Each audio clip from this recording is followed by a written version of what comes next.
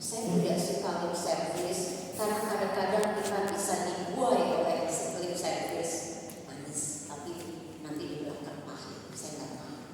Ya, kami di sini betul-betul ingin share, betul-betul ingin berbagi, betul-betul ingin nanti saya banyak diskus melalui Bapak Ibu. Betapa pentingnya profesionalitas guru di dalam pembelajaran sampai pada akhirnya larinya ke keluarga.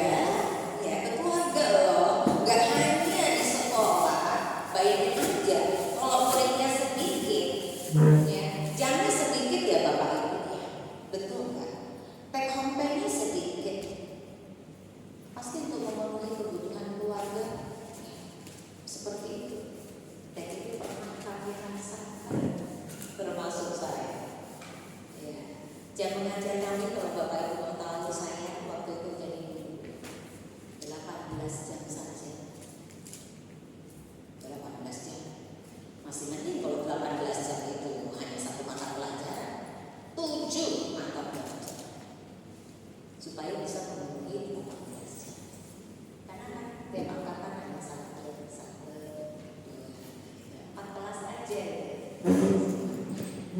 Nah, apa itu profesionalitas guru? Ini Bapak Ibu, profesionalitas guru itu merupakan kunci untuk meningkatkan kualitas pendidikan.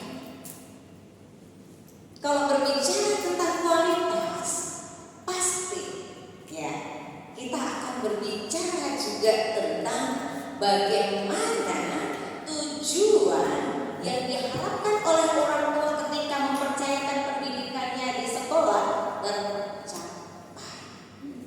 Dan pastinya tujuan negara mencerdaskan kehidupan bangsa itu merupakan hal yang penting juga, dan tujuan akhirnya begitu. Tujuan negara kan tujuan pribadi, tujuan orang tua lainnya tujuan negara juga.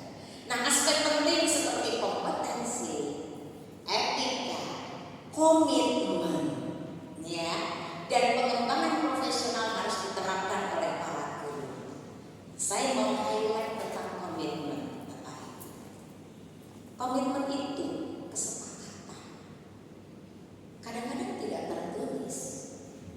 Karena semakin banyak yang ditulis, semakin diabaikan. Faktanya begitu. Contoh misalnya, ya kita janji dengan orang, ya, Bu, saya mau bertemu dengan Ibu pukul berapa? 8. Oke, saya pukul 8 akan datang, bahkan saya 15 menit sebelumnya sudah datang. Itu komitmen soal waktu, belum komitmen soal yang lain. Apalagi kalau saya sudah berhubungan dengan klien, ya kebetulan saya juga mediator, biasanya untuk sengketa bisnis. Ya, jadi sengketa bisnis itu soal etika. Ya, nah, tapi kerjanya bentuknya nggak sendiri. Kami kerjanya tim. Jadi kami tim. Itu juga sama. Waktu klien itu selalu sedikit. Kita ya yang harus menyesuaikan. Lagi-lagi di sini komitmen. Komitmen gagal bisa mengganggu kompetensi etika dan pengembangan profesional. Kami kalau di sekolah, Bapak Ibu guru selalu menyusun GBBS, garis-garis besar ya untuk pembelajaran 1 semester.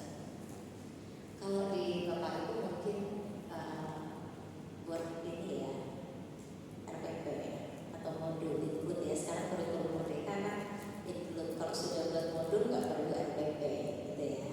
Kemudian di program semester kan begitu ya. Nah, kami buat GPPS selalu guru-guru saya minta share ke orang tua dan siswa. Bisa berubah nggak? Ya namanya rencana bisa berubah. Tetapi ketika ada perubahan harus dikomunikasikan orang tua. Sampai segitunya untuk SMK ya. Kenapa? Di dalam proses pembelajaran muncul juga komitmen. Ini loh, Bapak Ibu kalau misalnya mengajar di kelas pasti harus dimulai dengan tujuan dong. betul nggak? Guru kalau mengajar di kelas tanpa tujuan, ya itu sama saja ya tidak jelas mau dibawa kemana, ya kovatis ya, tidak tahu mau dibawa kemana ya, gitu. Atau di materi hari itu. Makanya saya berpesan kepada Bapak Ibu, mari ketika nanti Bapak Ibu melaksanakan pembelajaran, setiap pertemuan mulai dengan tujuan. Jangan lupa, ini mindset, ini paradigma. Jangan sampai kita terkecoh dengan ngejar materi. Ya, kurikulum merdeka memberikan kebebasan kita, tapi kebebasan yang diharapkan adalah betul-betul kebebasan yang memiliki tujuan dan arah yang jelas. Nah, selain komitmen Bapak Ibu, kita perlu yang namanya etika. Etika itu bicara tentang bagaimana perbuatan baik. Bapak Ibu kalau di sekolah nih ada anak bermasalah, pernah gak nyentil guru agama? Gak jujur nih, betul kan? Pasti yang dicari guru agama. Padahal di struktur kurikulum guru agama itu paling-paling kalau di SMA 3 jam seminggu. Betul? Ya, spektur. Kalau di SMK 2. Apalagi kelas 12, sisa 1 baru di SMK. Mengapa sisa 1? Karena anak magang 6 bulan. Bayangin kalau ada anak bermasalah, kemudian yang ditanyakan adalah buku pendidikan Pancasila atau guru agama, gak model kayak gitu itu jadi beban guru agama. Kalau Bapak Ibu terima gak kalau begitu? Nah ya silakan aja. Sepertinya harus ada mikrofon satu. Bapak Ibu merasa beban gak? Ya ini mumpung masih ada Pak Rosi. Ya sekarang kasus banyak ya Pak ya. Kasus itu banyak. Betul, yang tersembunyi banyak, yang muncul di blow up juga banyak. Ini pertanyaan saya, jikalau ada masalah di sekolah, ya lagi-lagi yang berhubungan dengan etika atau apa, kemudian Bapak yang bukan disalahkan sih, Bapak yang ditanyain deh, seperti itu.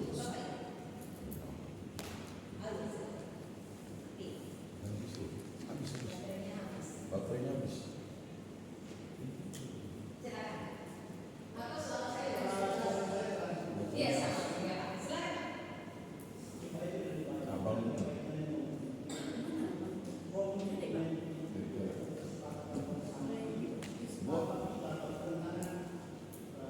Biasa kita harus itu. Coba saya cari dulu.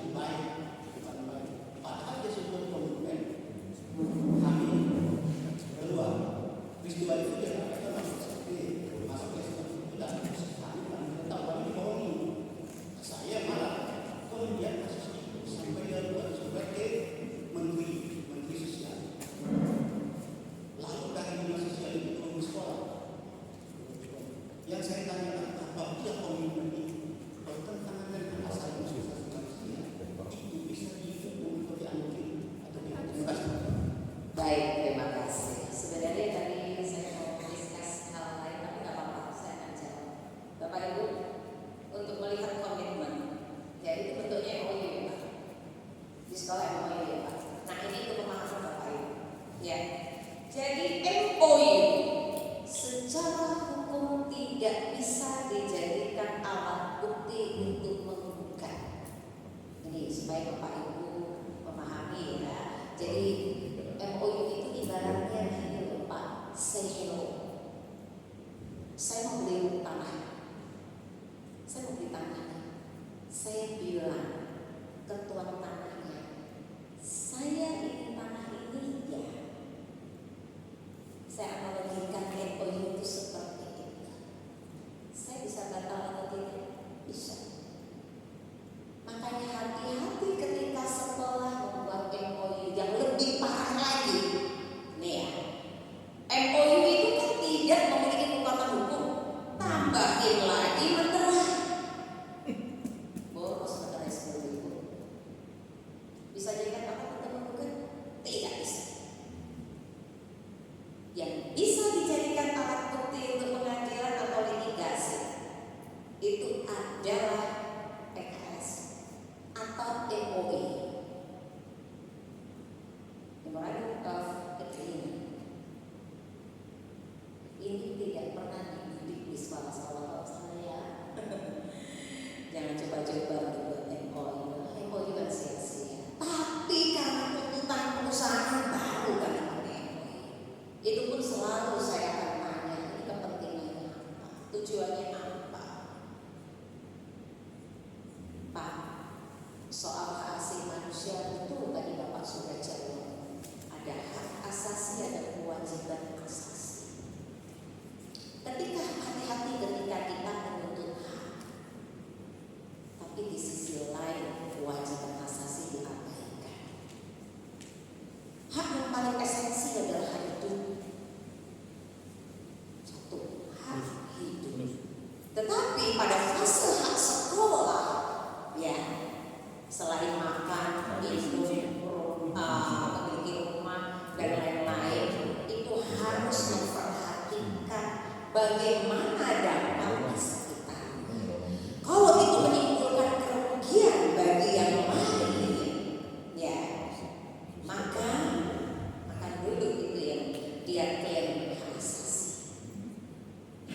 Maka kalau kita berdebat soal hak asasi, kita perlu memilah juga bagaimana efek atau dampak dari kita dan lembaga pasti.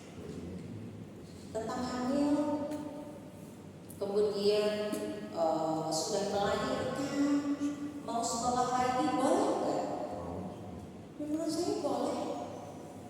Tapi kita perlu pertimbangkan psikologis anak yang berkasus, dan kita pikirkan juga teman-temannya. Sebenarnya secara natural, maka tanpa kita perlu pembelaan atau apapun namanya, anak ini sudah otomatis sudah tidak.